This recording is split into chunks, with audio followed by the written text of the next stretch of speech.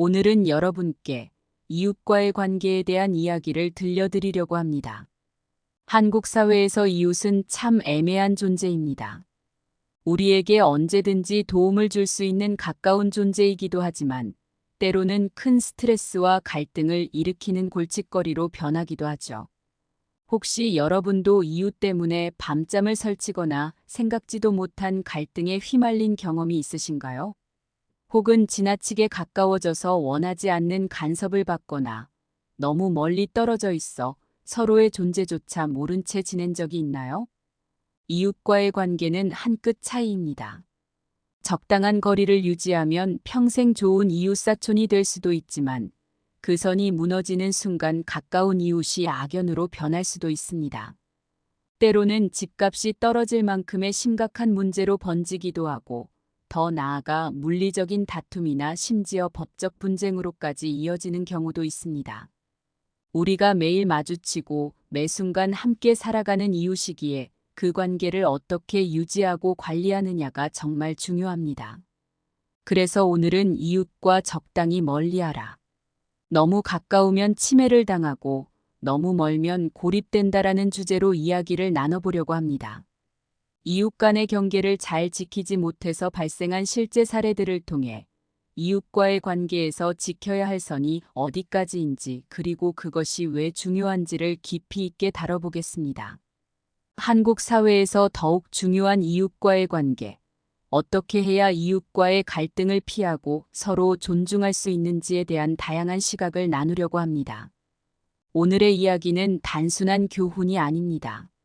실제로 많은 분들이 이웃과의 문제로 인해 큰 고통을 겪고 있다는 것을 여러분도 알고 계실 겁니다. 우리 주변에서 쉽게 일어날 수 있는 사례들, 그리고 그것이 얼마나 우리의 일상에 영향을 미치는지를 함께 이야기해 보겠습니다. 끝까지 시청해 주시고 오늘의 영상이 여러분이 이웃과의 관계를 다시 한번 생각해 보는 계기가 되기를 진심으로 바랍니다.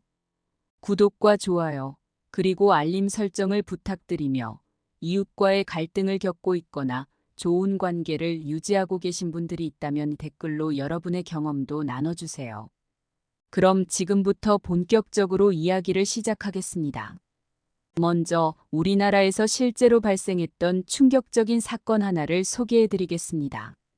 2015년 서울 마포구의 한 아파트 단지에서 발생한 층간소음 살인 사건은 대한민국 전역을 충격에 빠뜨렸습니다. 피해자는 40대 남성 김모 씨로 그와 아내는 이웃 간의 소음 문제로 무려 2년 동안 갈등을 겪어왔습니다. 처음에는 단순한 층간소음으로 시작되었습니다. 윗집에서 들려오는 발걸음 소리, 가구 끄는 소리, 그리고 밤늦게 들려오는 TV 소리에 김 씨 부부는 수면장애에 시달리게 되었고 그때마다 윗집에 항해 전화를 했습니다. 그러나 시간이 지나면서 문제가 더욱 악화되었고 윗집 주민은 오히려 김 씨 부부의 항의에 분노하며 보복성 소음을 내기 시작했습니다. 김 씨 부부는 처음에는 이웃 간의 문제이니 법적으로 해결할 수 있을 거라 생각했습니다. 그래서 관리사무소에 정식으로 민원을 넣고 경찰에도 수차례 신고했지만 돌아오는 것은 정확한 소음 측정이 어렵다는 말뿐이었습니다. 이웃 간의 불편함은 결국 이성적인 해결이 어려운 감정 싸움으로 번지기 시작했습니다. 결국 김 씨 부부는 더 이상 참지 못하고 윗집을 찾아가 직접 항의했습니다. 이때부터 두 가족 간의 갈등은 급격히 고조되었고 상호 간의 폭언과 욕설이 오가며 경찰이 여러 번 개입하게 되었습니다. 하지만 안타깝게도 그날 밤 김 씨는 극단적인 선택을 하고 말았습니다. 참다 못한 김 씨는 분노를 폭발시키며 윗집으로 올라가 폭력을 휘두르게 되었고 결국 한 가정이 비극으로 끝나고 말았습니다. 이 사건은 우리에게 이웃 간의 문제가 단순한 감정 싸움으로 치부될 수 없다는 사실을 알려줍니다. 단순한 층간소음 갈등이 어떻게 살인으로 이어질 수 있었을까요? 그 원인은 바로 이웃 간의 적절한 거리가 무너졌기 때문입니다. 김 씨 부부는 이웃과 너무 가까워지려고 했고 윗집 주민은 그들과의 거리를 극단적으로 유지하려 했습니다. 그 결과 두 집안의 관계는 회복 불가능한 상태로 치달았던 것입니다. 이번에는 다른 사례를 통해 이웃과의 관계가 지나치게 가까워졌을 때 생긴 문제를 이야기해 보겠습니다. 2018년 강릉의 한 주택가에서 발생한 사건입니다. 이곳에서 65세의 정모 씨는 10년 동안 같은 마을에서 살아온 이웃 주민 이 씨와 매일같이 친밀하게 지내며 그야말로 가족처럼 생활했습니다. 처음에는 단순한 이웃 사촌이었습니다. 정 씨가 장을 볼 때면 이웃집 이 씨를 위해 따로 반찬거리를 사다 주고 이 씨는 정 씨 집에 자주 방문해 저녁 식사를 같이 나누며 서로의 고민을 털어놓기도 했습니다. 그러나 시간이 지나면서 문제가 발생하기 시작했습니다. 정 씨의 친밀함이 지나치게 간섭으로 변질되었기 때문입니다. 이 씨가 집에 손님을 초대하면 정 씨는 대문 앞에서 서성거리며 무슨 일이냐, 누가 왔냐라고 캐묻기 시작했고, 마당에서 손님들과 함께 술을 마시면 그 자리에도 초대받지 않았음에도 불구하고 무턱대고 끼어들곤 했습니다. 이 씨는 차츰 정 씨의 이러한 행동이 불편해졌습니다. 가족도 아닌데 왜 이렇게 나의 사생활에 관심을 가지는 걸까? 그러나 그때마다 정 씨는 이웃끼리 이렇게 챙겨주는 게 당연한 거 아니냐는 식으로 오히려 서운함을 표시했습니다. 문제는 이웃 간의 기대치가 어긋나기 시작했을 때 터져나왔습니다.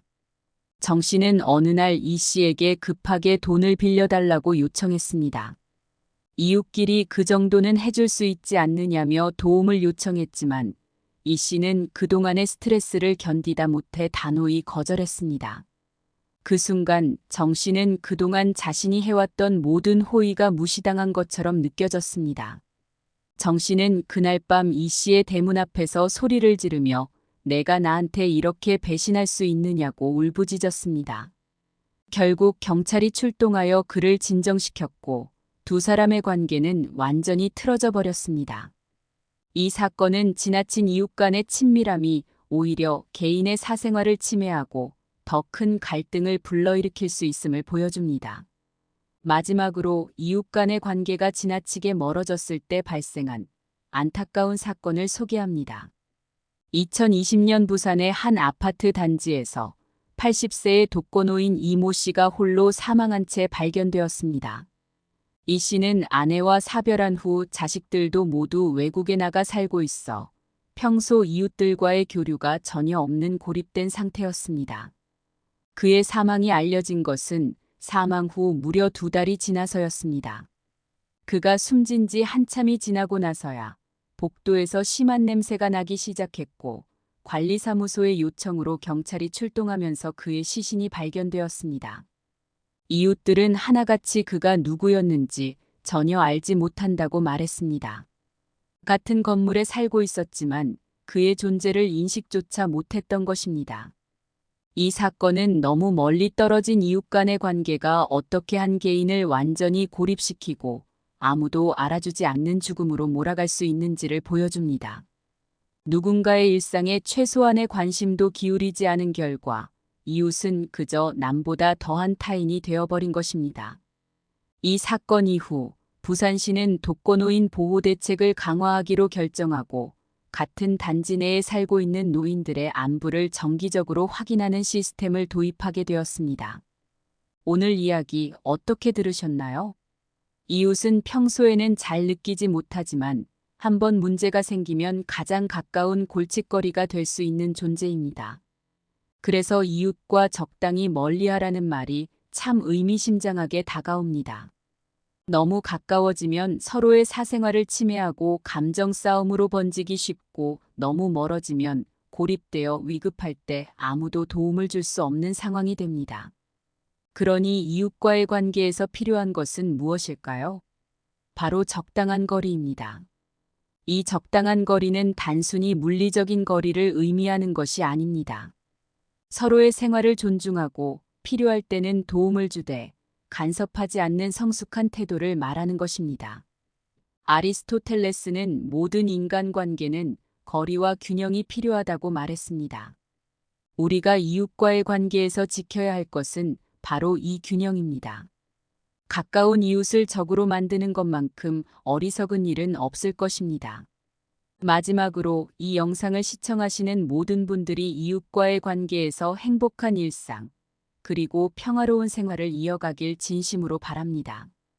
이웃과의 작은 다툼도 나중에는 큰 상처가 될 수 있으니 항상 서로의 입장을 존중하고 배려하는 마음으로 관계를 유지하시길 권해드립니다.